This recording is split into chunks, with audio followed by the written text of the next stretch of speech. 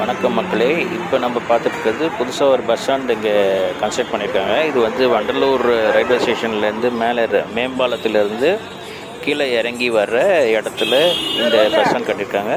இதை பற்றி இங்கே இருக்கிற பயணி ஒருத்தர் என்ன சொல்கிறாருன்னு கேட்கலாம். ஐயா, இங்கே எல்லா வண்டியும் நிற்கிறாங்களாங்க?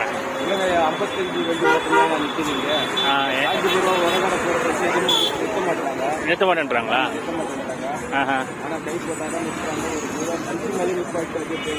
பிரிட்ஜ் மேலே நிற்கிறாங்களா?